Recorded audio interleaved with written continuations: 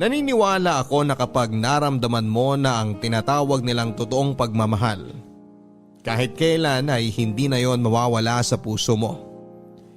Pwedeng dumating ang araw na unti-unting humina ang pandinig natin.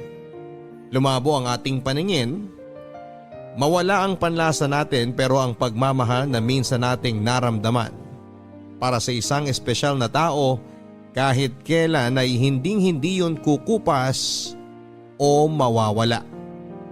Kahit pa nga tuluyan na nating makalimutan ang lahat ng taong naging parte ng buhay natin. Papadudot, ako nga pala si Rod, 61 years old, taga Quezon Province at isang dating magsasaka. Aaminin ko na wala talaga akong hilig makinig ng radyo, lalo na ng mga drama o kahit musika pa. Laking bukid kasi talaga ako at sanay ako na nagbabanat ng buto bago pa sumikat ang araw hanggang sa lumubog ito. Wala akong ibang alam na gawin kundi ang magtanim ng palay at mga gulay noon. Pero dahil hilig ng asawa kong si Julia ang pakikinig sa radyo, lalo na ng programa mong Barangay Love Stories, kaya naman naisipan ko na ibahagi na rin ang kwento naming mag-asawa na sigurado akong kapupulutan ng maraming aral at inspirasyon ng ating mga kabarangay na nakikinig ngayon. Papadudot, bata pa lamang ay ulila na ako sa mga magulang. Tanging ang tiyaheng ko na lamang na kapatid ng nanay ko ang kumupkop at nagpalaki sa akin. Pero hindi rin magaan ang buhay nilang pamilya dahil meron silang 11 anak ng asawa niya. Kaya naman nang makatapos ako ng grade 6 ay hindi na rin ako nagpumilit pa na tumuloy ng pag-aaral sa high school. Naghanap na lamang ako ng mapagkakakitaan para makatulong sa tiyahin ko. Nagsimula ako sa pagiging tagabantay at tagapaligo ng mga kalabaw sa lugar namin. Naging kargador din ako ng mga sako ng palay at gulay hanggang sa pasukan ko na ang pagsasaka noong nasa tamang edad na ako at kaya na rin ang pangangatawan ko. Papadudot, hindi madali ang buhay at trabaho naming mga magsasaka. Sa trabahong ito ko talaga nakasanayan na umalis ng bahay nang wala pang araw at umuwi ng palalim na ang gabi. Noong una ay halos sukuan ko na ang sakit ng katawan na nararamdaman ko sa araw-araw. Pero ang naiisip ko noon ay ano pa ba ang ibang trabaho na makukuha ko, grade 6 nga lang ang natapos ko. Kaya naman minahal at tinanggap ko na ng totoo ang trabaho ko bilang magsasaka. Ang hindi ko alam, ito rin palang trabaho ko ang magiging dahilan para matagpuan ko ang babaeng mamahalin ko sa panghabang buhay.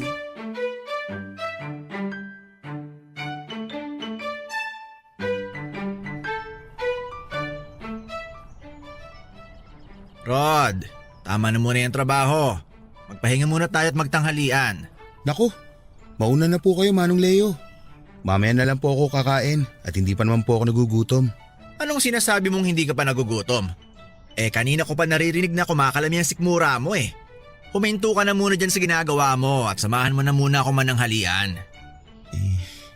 Ang totoo po kasi, Manong, wala po akong baon na pagkain para sa pananghalian. Tubig lang po ang meron ako kaya hindi ko rin po kayo masasabayan na kumain. Yun lang ba ang problema mo?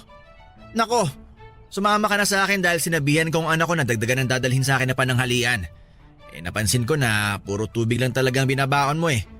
Hindi naman suman o kaya biko para sa pananghalian mo. Nanganak na po kasi yung isang pinsan ko na kasama ko sa tinutuluyan kong bahay. Kaya medyo kailangan po namin na mas magtipid ngayon sa mga gastusin. Kaya nga sumama ka na sa akin at sabay na tayong magtanghalian. Tingnan mo nga yung katawan mo oh. Ang payat-payat mo na lalo. Paano ka ba nakakapagtrabaho nang walang masyadong laman ng tiyan mo? Sanay lang po talaga, Manong Leo. Wala rin naman po akong ibang pagpipilian. Tay, pasensya na po, ngayon lang ako nakarating. Ang tagal po kasi dumating nung nagde-deliver ng isda. Ayos lang anak dahil kakatapos lang namin ni Rod sa ginagawa namin. Dinagdagan mo ba ang dala mong pagkain kagaya ng billing ko sa'yo kanina bago ko umalis ng bahay? Opo, Tay. Nagdala na rin po ako ng saging kasi may mga batang naglalako doon malapit sa atin. Kaya naisipan kong bumili. Mabuti naman. Oo nga pala, eto si Rod. Yung madalas kong kinukwento sa'yo. Rod, eto nga palang anak ko si Julia. Kumusta, Julia? Kinagagala kitang makilala. Ganon din ako. Ikaw pala yung kinukwento ni tatay na masipag niyang katrabaho. Naku, hindi naman masyado. Mas masipag pa rin ang tatay mo kumpara sa akin. Ay, akin na pala yung bayong nadala mo. Ako na magdadala. Oh, akala ko ba ayaw mong sumabay sa amin naman ng halian? Medyo nakakaramdam na po pala kasi ako ng gutom, Manong. Nakakahiya naman po kung lalambot-lambot ako mamaya pagbalik natin sa trabaho kaya sasabayan ko na po kayong kumain. Oh siya, sige. Pero dito ka sa may tabi at ako ang sabayan mo maglakad. Huwag yung anak ko ha. Bata pa yan at wala pa akong balak na pag-asawahin yan. Si tatay talaga oh. Hindi na po ako bata. Nasa tamang edad na po ako. Kahit nasa tamang edad ka na, kung hindi ka naman liligawan ng tama ng lalaking napupusuan mo, hindi pa rin kita papayagan mag-asawa.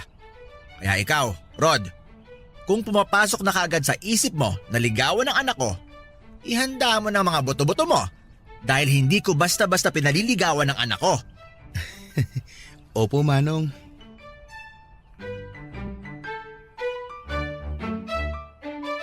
Papadudot nung una ay wala na talaga akong balak na mag-asawa o bumuo ng sarili kong pamilya.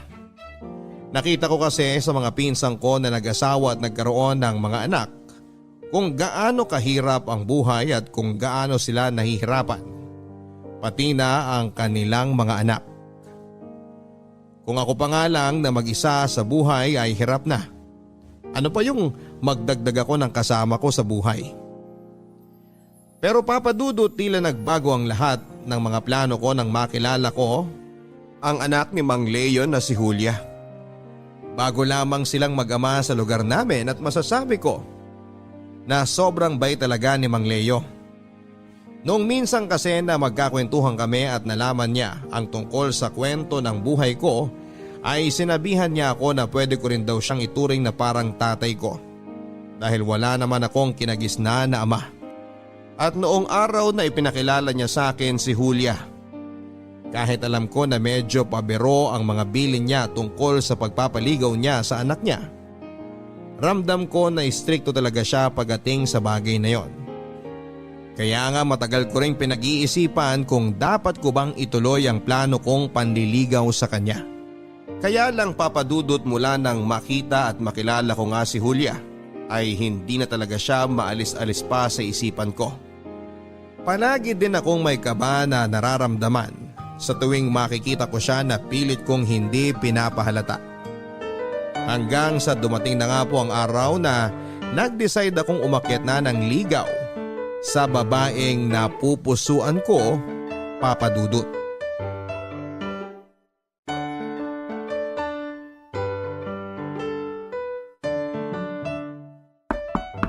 Sandali lang!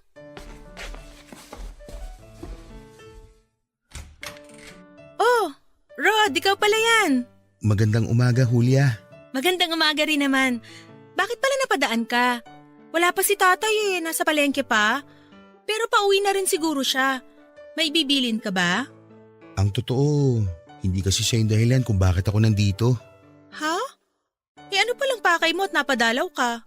Hindi ano, kung hindi sino ang pakay ko. Julia, ikaw talagang dahilan kung bakit ako nandito ngayon. Ako? Oo, pero kung abala ka ngayong araw na to, pwede naman akong bumalik na lang sa ibang… Hindi, ayos lang. Halika, pasok ka muna. Sige, salamat. Eto nga pala, may dala akong bulaklak para sa'yo. Araw kasi ng mga puso ngayon kaya naisipan kong bigyan ka nito. Salamat. Ang ganda naman itong mga waling-waling na dala mo. Pasensya ka na kung yan lang ang bulaklak na nadala ko ha. Yan kasi ang pinaka namulaklak sa bakur namin ngayong araw. Ano ka ba? Ayos lang. Paborito ko kaya to. Talaga? Paborito mo yan? Mabuti na lang pala at yan ang dinala ko. Julia! Kunin mo nga tong isda na binili ko. At ito na iluto mo para sa…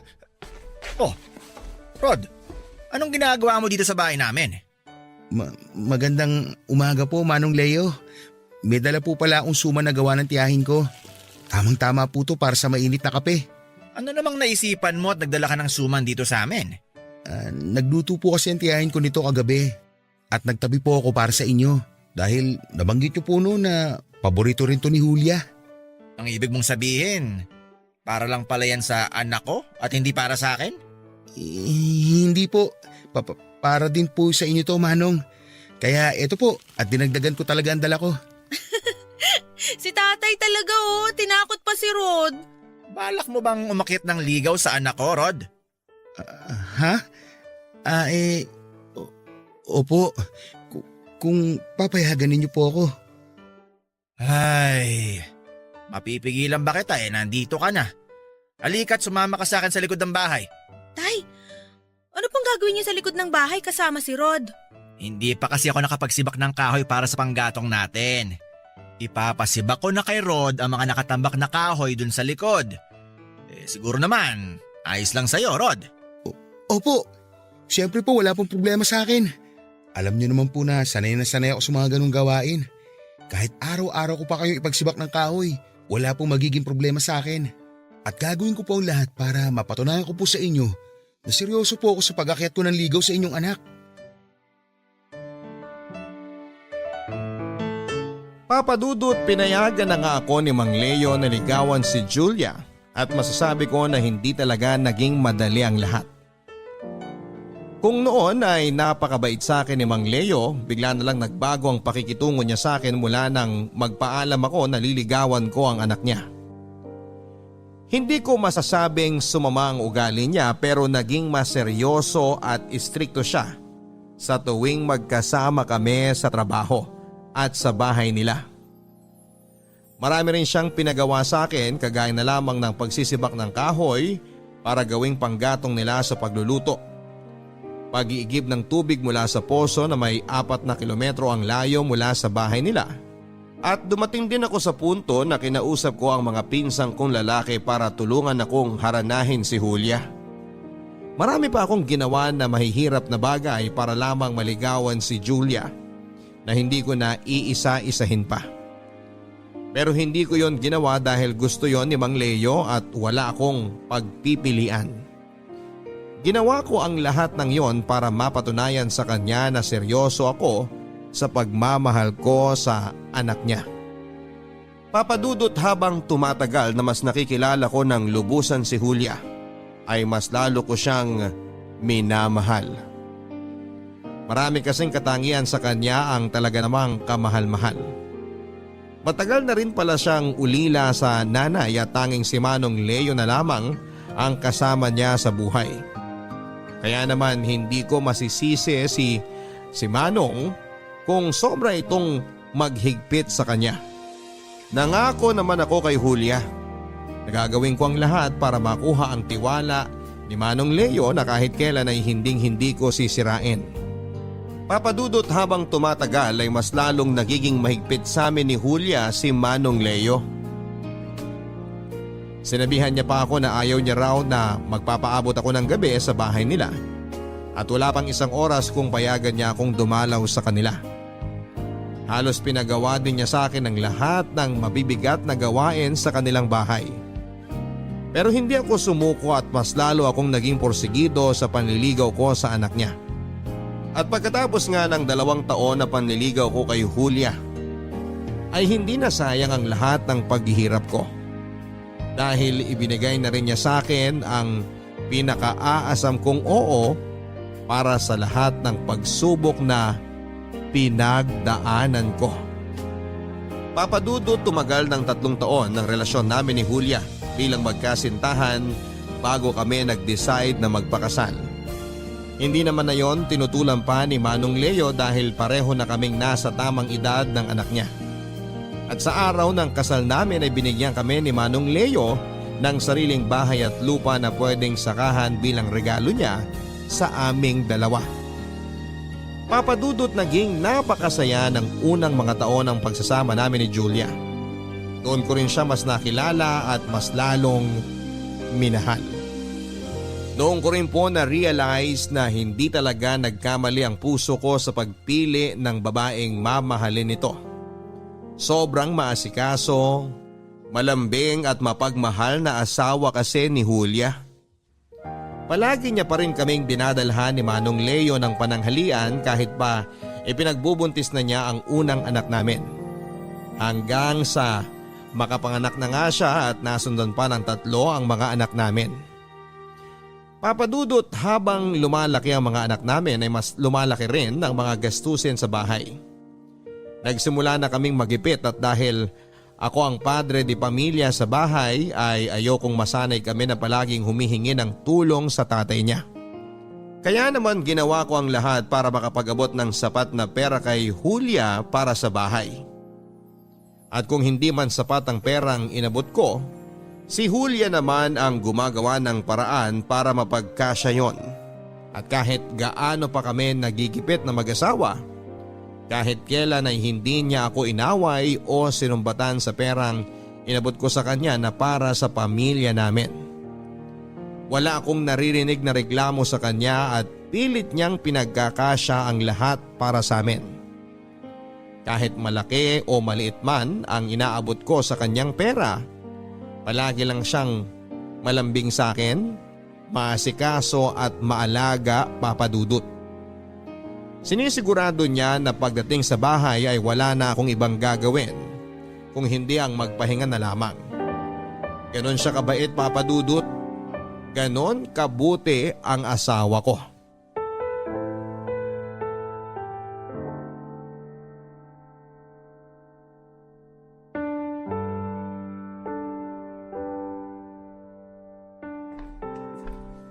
Mahal, eto na ang kape mo sa katinapay. Magpahinga ka muna at magmerienda. Maya-maya pa uwi na rin ang mga anak natin mula sa eskwela. Mabuti naman dahil papalubog na rin ang araw. Ayokong abutan sila ng gabi na nasa labas pa rin ng bahay. Naku, ang asawa ko. Habang tumatagal, nagiging mahigpit na tatay talaga.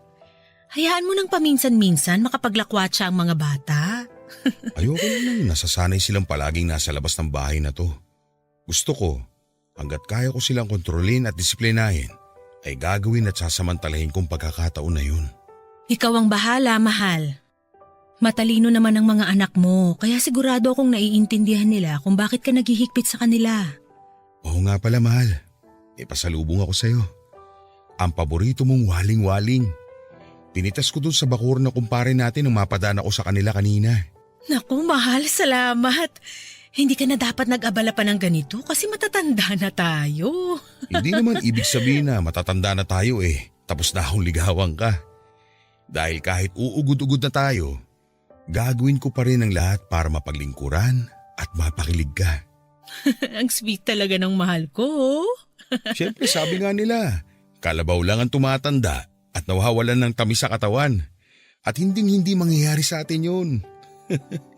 Mahal, eto na rin pala yung kinita ko para sa huling ani natin ng palay. Ayan, tamang-tama dahil kailangan na rin nating bayaran ng matrikula sa eskwelahan nila Wendy para makapag-exam siya. Oo nga pala. Pinaalala mo nga pala sa akin na kailangan mo na mas malaking budget para sa buwan na to. Huwag mo nang isipin yun. Ayos na tong binigay mo sa akin dahil alam ko naman na ginawa mo ang lahat para makapagtrabaho ng maayos. Ako na lang ang gagawa ng paraan para sa kailangan pang bayaran dito sa bahay. Pasensya ka na, mahal ha. Ang baba kasi talaga ng kuha nila sa mga palay natin Halos nababawi lang natin ang nilabas nating pera na para sa puhunan. Madalas nga abonado pa tayo dahil sa nangyayari na to. Mahal, huwag ka nang panghinaan ng loob dahil naiintindihan ko naman ang sitwasyon natin ngayon. Kaya ko namang diskartihan ng ibang gastusin dito sa bahay at doblehin ang pagtitipid natin sa ulam. Isa pa, dumaan dito si tatay kanina at nag-iwan ng mga gulay at prutas. Sa mga pagkain pa lang na yun, malaki na ang matitipid natin.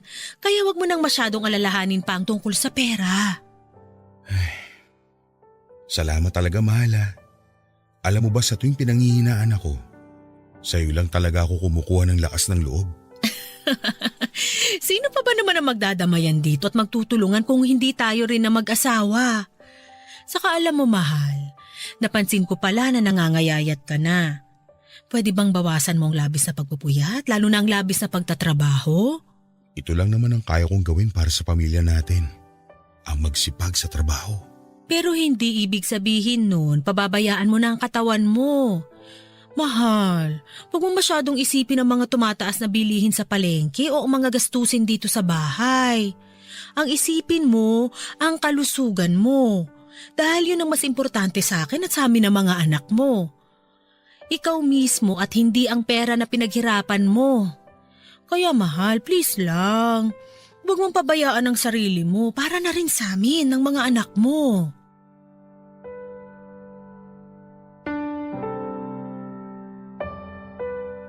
Papadudot, isa sa mga bagay na minahal ko kay Julia ay ang pagiging sobrang maalalahanin at maalaga niya. Palagi niya akong inuuna at ang mga anak namin kesa sa sarili niya. Palagi niyang pinaparamdam na kami ang buhay niya. Kaya dapat ay mas palagahan namin ang aming mga sarili kesa sa kinikita kong pera sa trabaho. Papadudot, sabi nga nila ay walang hindi kakayanin ng mag-asawa. Basta nagtutulungan at sabay silang dalawa na nagsusumikap. Dahil pagkalipas ng halos 30 taon na pagsasama namin ni Julia bilang mag-asawa, ay unti-unti nang gumaan ang buhay namin sa wakas. Napagtapos na kasi namin sa kolehiyo ang 2 anak namin at tumutulong na sila sa amin ni Julia sa mga gastusin sa bahay.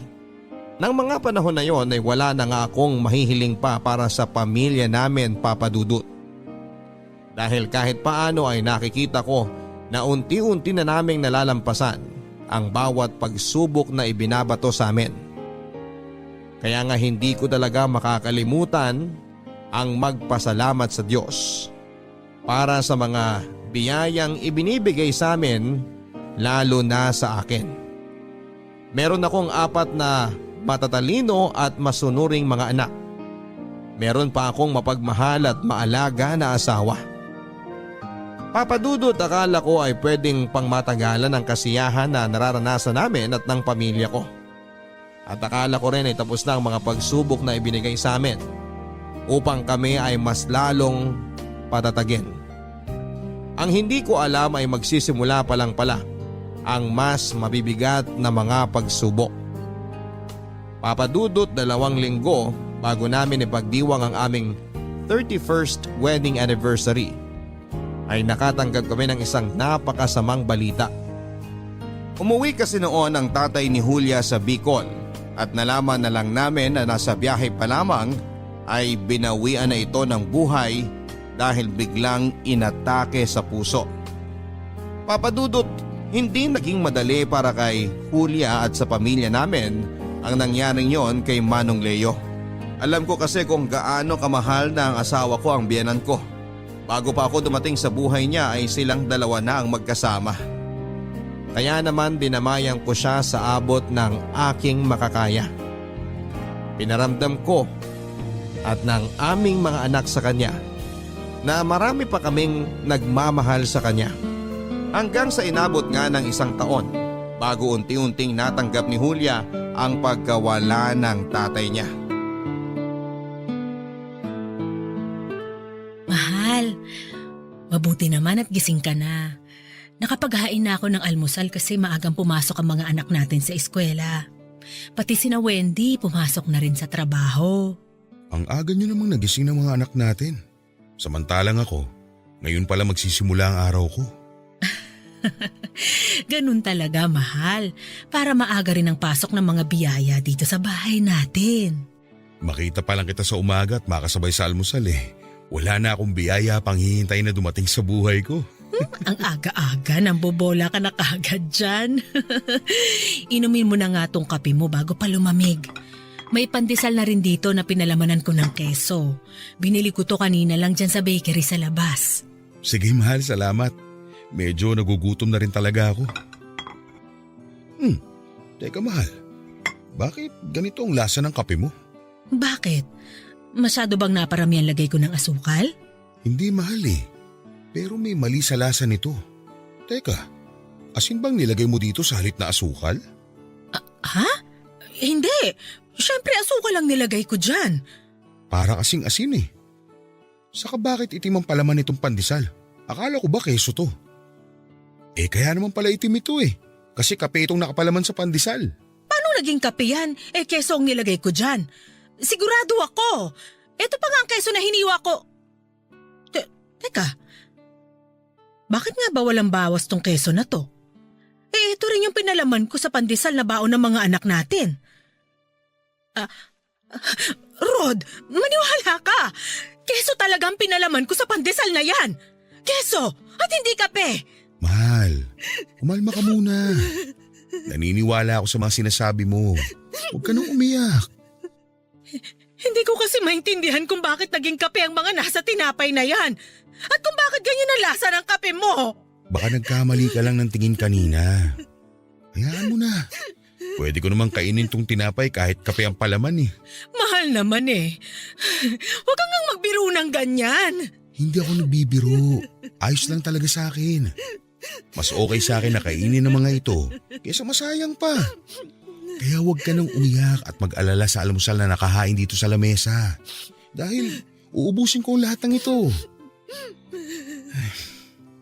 Pero mahal, napapansin ko lang na napapadalas ang pagiging makakalimutin mo dito sa bahay. Nung isang beses, nakalimutan mo na patayin ang apoy sa kalan. Tapos nagsaing ka. Bigas lang ang laman ng kaldero. At nung isang araw, nagluto ka ng adobong manok na puro suka lang ang sabaw. Mahal, sa tingin ko kailangan na nating… Ayos lang ako, mahal. Ayokong dumagdag sa mga gastusin dito sa bahay. Pero baka kasi may mga gamot ka lang na kailangang inumin para hindi ka maging makakalimutin. Kaya siguro mas mabuti kung kukonsulta na tayo sa doktor. Mahal, hindi pa natin tapos bayaran ang mga naiwan na utang ni tatay bago siya namatay. Kaya ayoko munang magdagdag ng panibagong gastusin. Isa pa, ayoko ring maging pabigat sa mga anak natin. Pasensya na talaga kung nagkakaganito ko nitong mga nakaraang araw. Pipilitin ko na lang na ayusin ang bawat kilos ko dito sa bahay. Mahal, huwag mong isipin na pabigat ka. Wala kang kasalanan dahil hindi mo ginusto kung may mga bagay ka nakakalimutang gawin. Basta kung may kakaiba kang nararamdaman o nahihirapan kang kumilos, magsabi ka lang kagad sa akin. Ay, oo, mahal. Pasensya na talaga.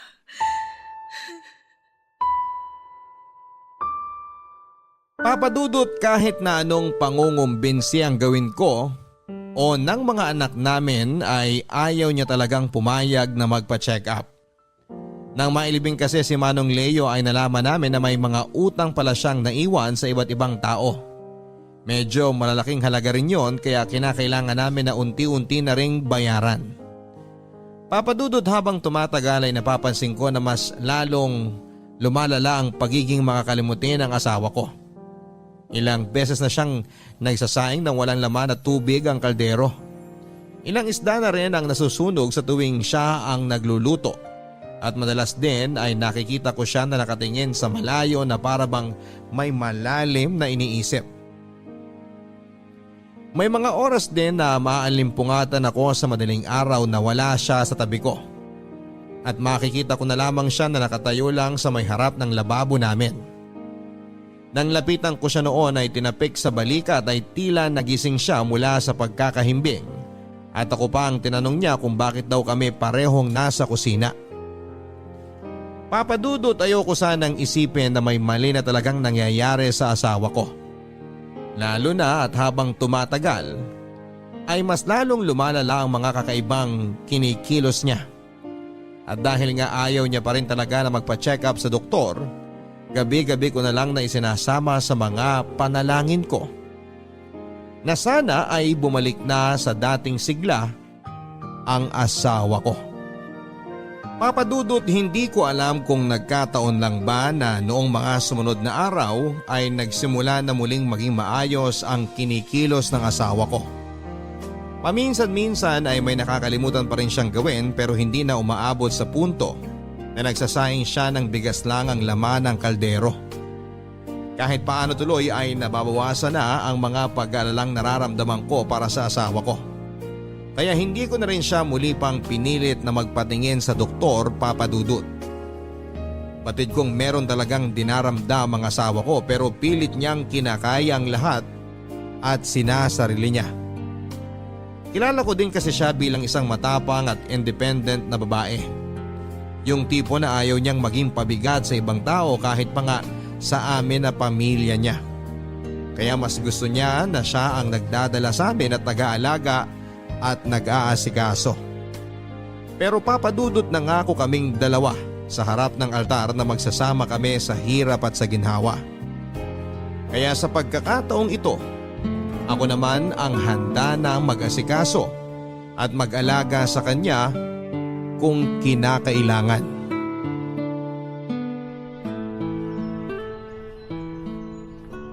Wendy anak, saan ka pupunta? Akala ko ba wala kang pasok sa trabaho ngayon? Wala nga po, Tay. Pero aalis lang po ako sandali para bumili ng shampoo at sabon natin. Isasama ko na rin po ang toothpaste dahil paubos na rin po yung natitira. Ganun ba? Huwag ka na lang masyado magpapagabi sa labas ha. Alam mo naman ang panahon ngayon. Wala nang pwedeng pagkatiwala na ibang tao. Opo, Tay. Sandali lang din naman po ako. May gusto rin po ba kayong ipabili sa akin? Wala naman anak. Ang nanay mo nga pala, tapos na ba maglaba? Tapos na po yata. Nakita ko po siya nakatayo sa may harap ng lababo bago ako lumabas ng bahay. O siya sige. Sa kanya na lang ako magpapatulong magbuhat ng mga pinamili ko na to. Umalis ka na at nang hindi ka masyadong gabihin sa lakad mo. Mag-iingat ka ha. Sige po, Tay. Salamat ho.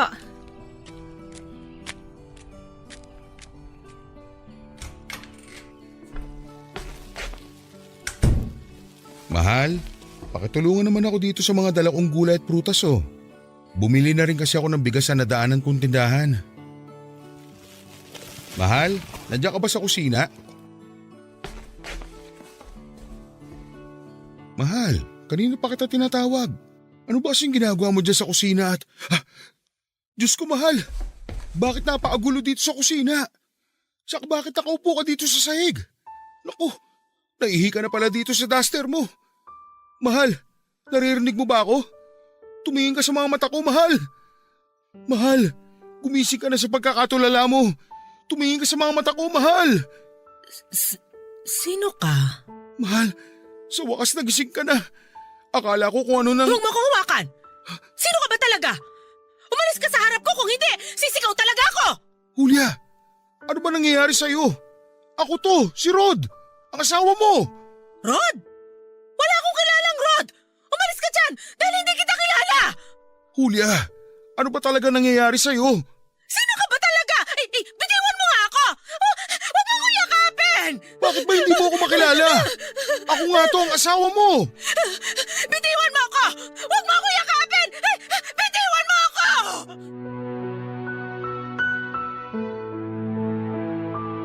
Papadudot halos umiyak na ako sa harapan ng asawa ko bago niya ako nakilala. Nang makita niya ang kanyang sarili na nakaupo sa sahig na basa ng ihi niya, ay naiyak na rin siyang yumakap sa akin habang paulit-ulit na humihingi ng pasensya. Wala raw siyang maalala sa lahat ng nangyari at napakasakit lang daw ng kanyang ulo. Pinatahan ko naman siya at pilit na pinakalma dahil iniisip ko noon na baka lalong mapasama sa kanya ang ginagawa niyang pag-iyak. Papadudot ng araw na yon ay tuluyan ko nang nakumbinsi ang asawa ko na magpatingin sa doktor. At noon nga din ay nalaman namin na meron siyang early onset Alzheimer's disease. Isang uri ng sakit ng pagkalimot na pwede raw niyang namana mula sa mga magulang niya. Isa rin daw na pwedeng naging dahilan ng maagang paglabas ng mga sintomas ng sakit na yon ay ang labis na stress at kalungkutan niya mula sa pagkawala ng kanyang tatay. Papadudot sa pagkakataon na ito ay hindi po talaga naging madali sa aming pamilya. Lalo na sa aming mag-asawa ang sitwasyon namin dahil sa sakit ng asawa ko. Hindi na kasi siya pwedeng maiwan ng matagal sa bahay nang walang ibang kasama. Hindi rin siya pwedeng lumabas o kahit na pumunta sa palengke na siya lang mag-isa at ang pinakamahirap na parte sa lahat ay yung mga oras na hindi niya talaga kami nakikilala.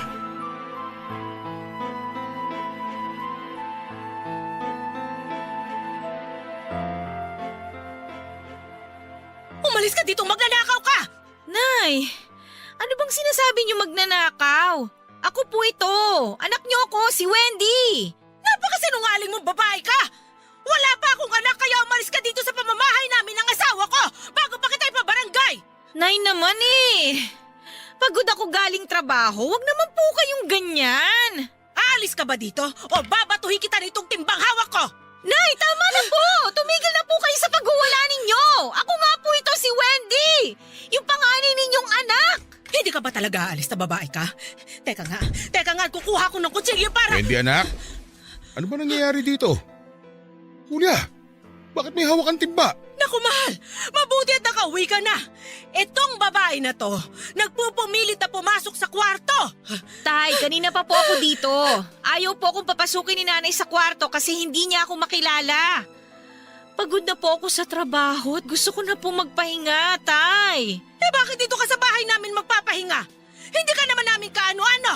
Kung gusto mong magpahinga, doon ka sa bahay nyo. Julia mahal, tama na. Wendy, bumili ka muna ng mantika. Magpiprito ko ng isda. Pero Tay… Sige na anak, para pagbalik mo dito, maalala ka na ng nanay mo. Sige na nga po. Kakainis naman oh. Bakit ba tinatawag mo na anak ang babaeng yon? At bakit ba paulit-ulit niya akong tinatawag na nanay? Dahil anak natin siya, mahal. Paano nangyari yon? Kakakasal lang natin noong isang buwan. 31 years na tayong kasal, mahal. May mga anak na rin tayo. At ang babae na kanina mo pa pinapaalis ay ang panganay nating si Wendy. Pero paano ngang nangyari yon? Bakit hindi ko sila…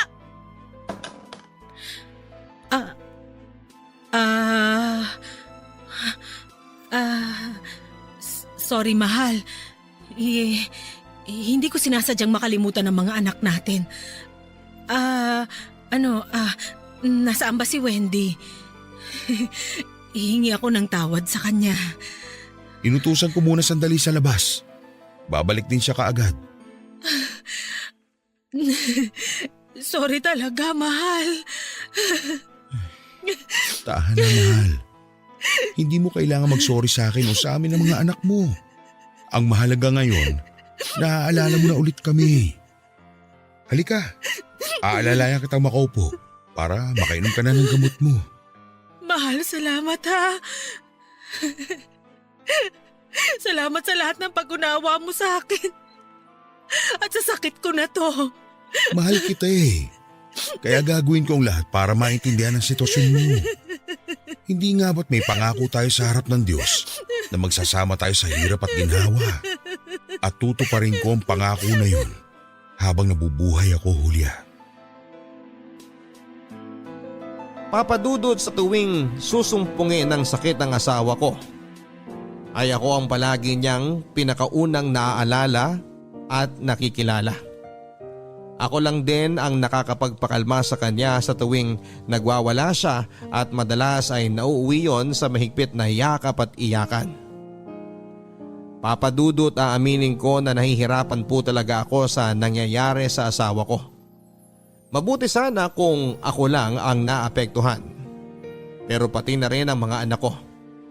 Ang dalawang bunso kasi namin ay nasa kolehiyo na at malaki na rin ang gastusin para sa kanilang pag-aaral. Mabuti na lang talaga at malawak ang pangunawa ng dalawa kong naunang anak na nagtatrabaho na dahil sila ang gumagastos para sa pangmatrikula ng kanilang mga kapatid. Kaya lang dahil pagod sila sa trabaho ay nagiging mainitin ang ulo nila pagdating sa nanay nila. Lalo na kapag hindi sila naaalala nito at pilit na pinapaalis ng aming bahay. Pinapaliwanag ko naman sa mga anak ko na sana ay mas lawakan pa ang kanilang pangunawa sa kanilang nanay. Dahil kahit naman ang asawa ko ay hindi gusto ang nangyayari sa kanya. Madalas din ay ako lang ang nag-aasikaso sa asawa ko, Papa Dudut. Kapag naiihi siya sa aming higaan, kapag nadumi siya sa kanyang salwal at kapag halos wala na talaga siyang nakikilala sa amin na pamilya niya, Papa Dudut. Nakakapagod talaga ang sitwasyon ko bilang asawa niya. Pero nangako ako sa sarili ko na hindi ko susukuan ang asawa ko kahit na ano pa ang mangyari. At tutuparin ko ang pangako na binitawan namin sa isa't isa noong araw na ikinasal kaming dalawa. Papadudot lumipas ang 1 taon na nakasanayan na namin ang sakit ng asawa ko. Alam ko na ang mga dapat kong gawin para pakalmahin siya sa tuwing nagwawala siya. Hanggang sa makilala niya na kami ng mga anak niya. Nakapag-adjust na rin kaming lahat sa bahay kung paano alagaan ang asawa ko. Lalo na ngayon na hindi siya madalas na sinusumpong ng sakit niyang pagkalimot. Papadudot kahit paano rin ay nagagawa na naming maging masaya at mag-celebrate ng mga espesyal na okasyon. Kaya akala ko ay pwede na kaming muling bumalik sa dati naming masayang pamilya. Pero hindi pa rin pala, papadudot. Dahil kung kailan naman naging muling magaan ang sitwasyon para sa aming pamilya ay muli ring susubukin ang aming katatagan. Papadudot na stroke po ang asawa ko na kaagad naming isinugod sa ospital. At halos umiiyak akong nagwala nang sabihin sa amin ng doktor na comatose ang asawa ko at kung magising man siya ay baka hindi na rin magtagal ang kanyang buhay. Papadudot sa ikalawang pagkakataon ay hindi ko sinukuan ang asawa ko. Sinabi ko sa mga doktor na maghihintay ako na muling magising ang asawa ko. At alam ko na malalampasan pa niya ang taning na ibinigay sa kanya ng doktor. Mula nga noon ay hindi na ako umalis pa ng ospital at araw-araw din akong pumupunta ng chapel para makiusap sa Diyos. Nadugtungan pa ang buhay ng asawa ko. Dahil papadudot sa totoo lang ay hindi ko pa alam kung handa na ba akong mawala sa akin ng asawa ko. Kung handa na ba akong iwanan niya ako. Sa loob ng mahigit na 30 taon ay siya ang naging buhay ko. Si Julia ang nagbigay ng dahilan para sa akin na magkaroon ng mga pangarap at masayang buhay. At ngayon pa lamang ay hindi ko nakakayanin kung mawawala ang nag-iisang dahilan na yon mula sa buhay ko.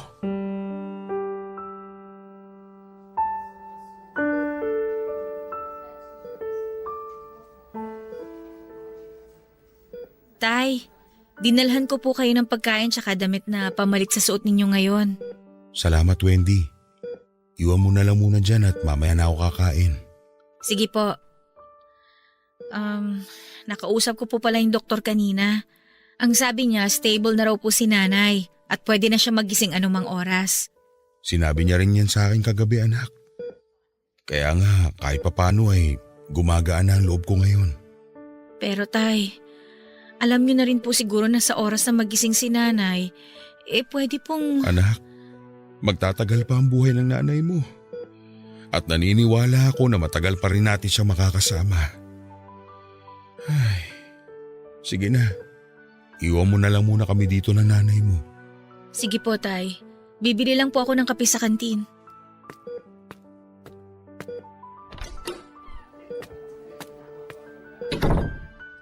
Mahal, alam ko na matagal pa kitang makakasama.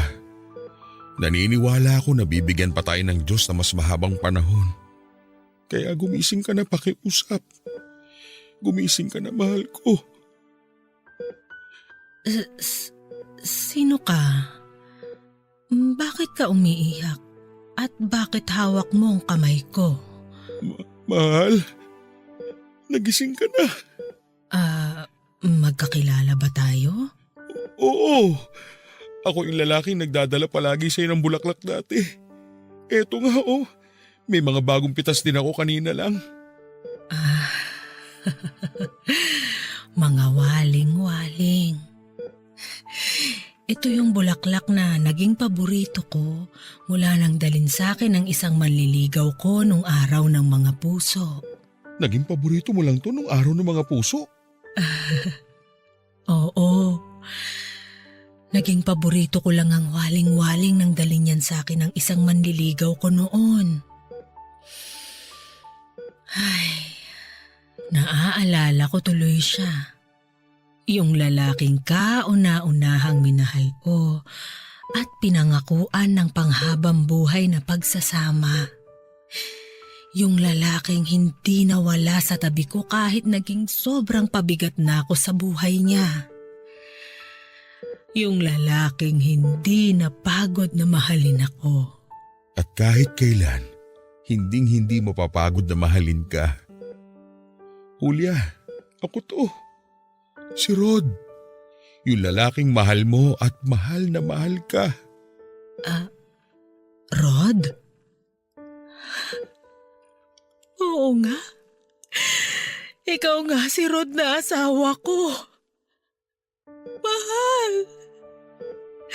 Sorry kung hindi kita nakilala agad. Sorry kung hindi kita naalala. Mahal, tama na. Huwag ka nang umiyak at mag-sorry. Wala kang kahit na anong kasalanan. Ang mahalaga ngayon ay gising ka na at naaalala mo na ako. Mahal. Salamat talaga ha. Salamat sa lahat ng pag-aalaga at pagmamahal mo sa akin. Salamat sa lahat ng ginawa mo para sa akin. Wala kang dapat na ipagpasalamat. Ginagawa ko ang lahat ng ito dahil mahal kita. Mahal, kung sakali man na muling mawala ang alaala ko at sa mga oras na hindi na kita nakikilala, tandaan mo sana na mawala man ang lahat ng tao sa memorya ko. Hinding-hindi naman mawawala ang pagmamahal na nararamdaman ko para sa'yo. Ang pagmamahal ko para sa'yo, ang palagi kong susi para maalala ko kayong lahat. Lalong-lalo ka na, mahal. At ito rin ang tandaan mo, mahal. Kahit kailan, hindi ako mapapagod na iparamdam sa'yo kung gaano ko kaswerte dahil ikaw ang asawa ko. Palagi kong ipaparamdam sa'yo kung gaano kita kamahal mula nung unang araw na nagkakilala tayo hanggang sa habang buhay na magkakasama tayong dalawa. Mahal na mahal kita, Julia. Mahal na mahal.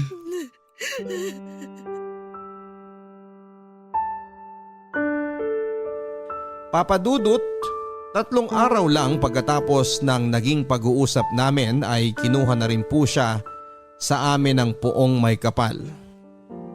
Napakahirap po sa totoo lang dahil kahit kailan ay hindi ko naisip na mauuna pa siyang mawala sa akin.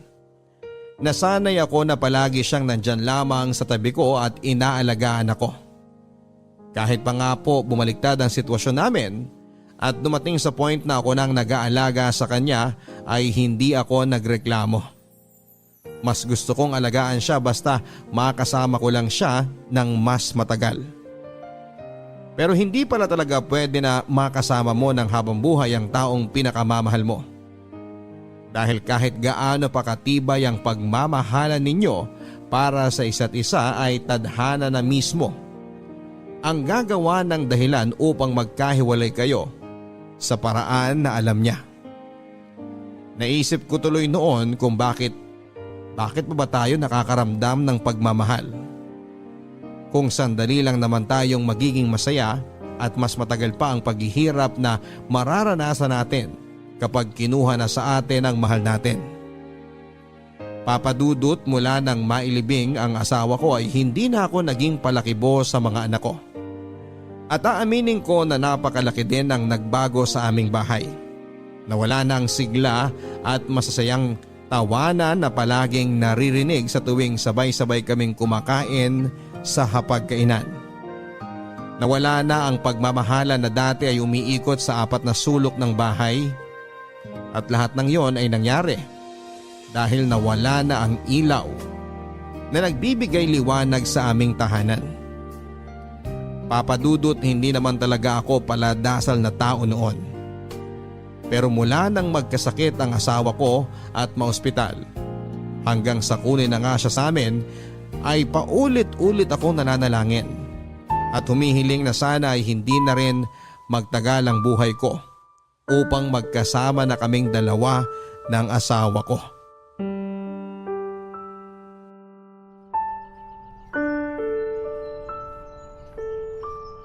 Mahal, kamusta ka na dyan? May dala nga pala akong paborito mong bulaklak na waling-waling. Mga bagong pitas yan mula sa bakuran ng kumpare natin.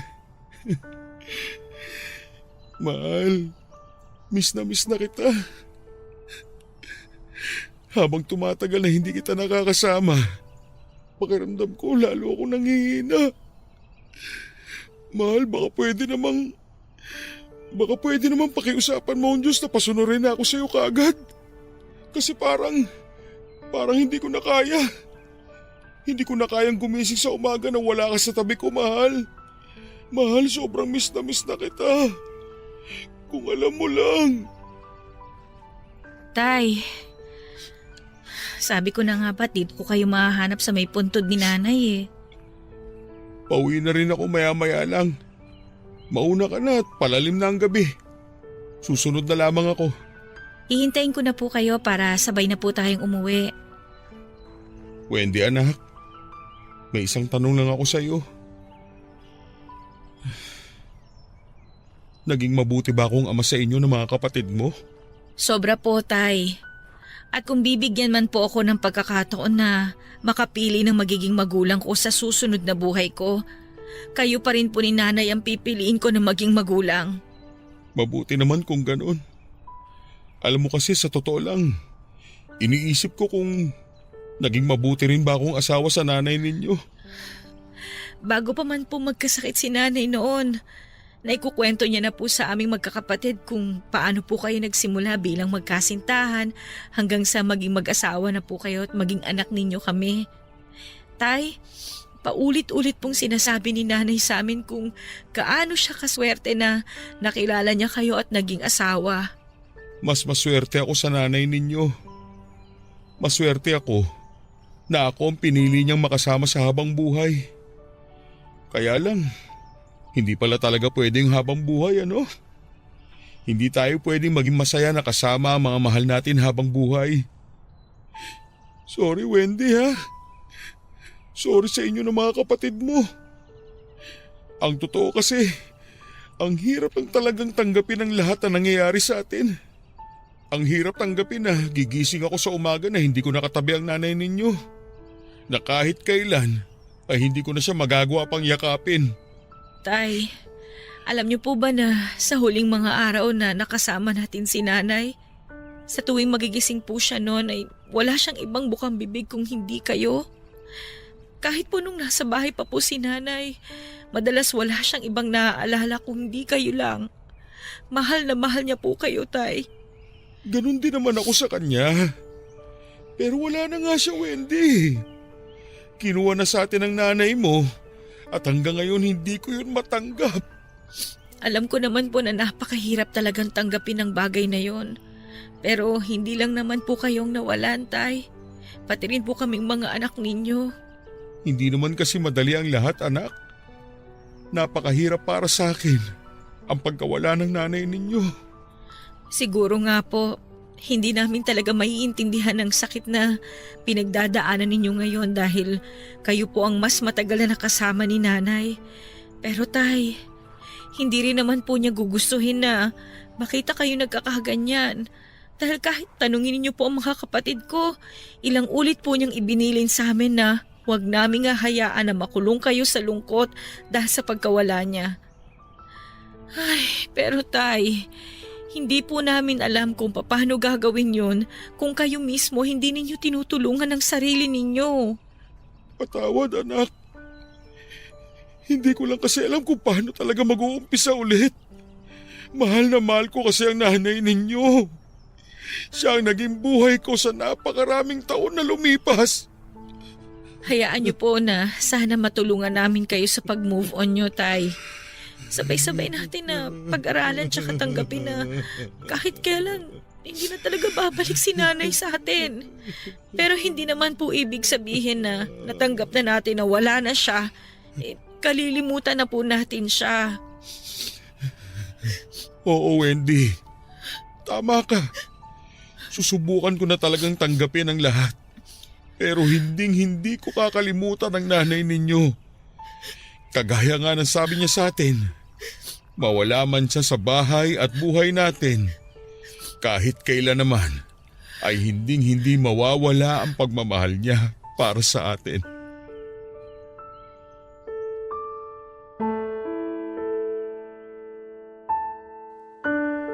Papa Dudut, alam kong tama naman ang lahat ng sinabi ng anak kong si Wendy. Kung nakikita lamang ako ng nanay niya na nakakulong sa matinding kalungkutan dahil sa pagkawala niya, ay hindi siya matutuwa. At pwede niya ring ikalungkot ang nangyari sa amin kung nasaan man siya ngayon. Papa Dudut, bago tuluyang mamaalam sa amin noon ang misis ko, ay sinabihan niya ako na magbitaw raw ako ng isang pangako sa kanya. Pangako na kakayanin ko ang lahat ng hirap at sakit sa oras na mawala na siya. Papa Dudut, nagbitaw ako ng pangako ng araw na yon para lamang mapanatag ang loob ng asawa ko. Kahit ang totoo ay hindi ko alam kung paano ko tutuparin ang pangako na yon. Hindi ko alam kung paano tatanggapin na kahit kailan ay hindi ko na makakasama pa ang pinakamamahal kong asawa. Papa Dudut, kahit gaano kabigat para sa akin ang lahat, ay nag-decide na akong tulungan ang sarili ko. Nakalimutan ang sakit dahil sa pagkawala niya. Ayoko rin kasi na maramdaman ng mga anak namin na dalawa kami ng asawa ko na nawala sa kanila. Kaya kinabukasan nga ay sinimulan ko nang mag-move on sa pamamagitan ng paglilinis ng kwarto naming mag-asawa. At habang inaayos ko ang mga gamit niya ay nakakita ako ng isang sulat na alam kong siya ang may gawa. Binuksan ko ang sulat na yon at binasa. Nalaman ko na sinulat pala niya yon pagkatapos na naging unang check-up niya sa doktor niya. Ang sabi niya sa sulat ay humihingi siya ng tawad para sa mga araw na hindi niya maalala kung sino ako at ano ako sa buhay niya. Sinabi din niya na hindi siya nagkamali ng lalaking pinili na mahalin at makasama sa panghabang buhay. Na araw-araw siyang nagpapasalamat sa Diyos dahil dumating raw ako sa buhay niya. Kung sakali man daw na dumating ang araw na hindi na raw talaga bumalik ang kanyang memorya, hindi ibig sabihin noon ay hindi na rin babalik ang pagmamahal niya para sa akin. Dahil sigurado raw siya na mawala man ang lahat ng kanyang memorya, hindi naman mawawala ang pagmamahal niya para sa akin. At sa huling parte ng sulat na yon ay nangako siya na sa oras na mauna man siyang mawala sa akin at nagkaroon siya ng pagkakataon na makita niya ang Diyos sa langit, hihiling daw siya na paulit-ulit na sana ay ako pa rin ang lalaking ibibigay sa kanya ng Diyos upang mahalin at pangakuan ng habang buhay. Papa Dudut, nang matapos kong basahin ang sulat ng asawa ko ay natagpuan ko na lamang ang sarili ko na umiiyak habang niyakap ang papel na hawak ko. Muli kong naramdaman ang bigat at sakit dahil sa pagkawala niya. Pero nangako ako ng araw na yon na gagawin ko ang lahat para kahit paano ay hindi na malungkot ang asawa ko sa tuwing makikita niya ako mula sa langit. Na ipapakita ko sa kanya na kinaya kong magpatuloy sa buhay at tuparin ang pangako sa kanya bago siya mawala. Papa Dudut, may 2 taon na rin po ang nakakalipas mula nang mawala ang misis ko. At aaminin ko na hanggang sa ngayon ay nahihirapan pa rin ako sa tuwing gigising ako sa umaga at mapagtatanto ko na hindi ko nakatabi ang asawa ko. May mga umaga rin at gabi na umiiyak ako dahil miss na miss ko na siya. Nahihirapan pa rin ako hanggang sa ngayon pero pilit kong kinakaya ang lahat. Dahil alam ko na darating ang araw na muli kaming magkikita ng babaeng una at huling mamahalin ng puso ko. Muli kaming bibigyan ng Diyos ng pagkakataon na magkasama at maging masaya hindi lang sa mundong ito, kung hindi pati na rin sa kabilang buhay.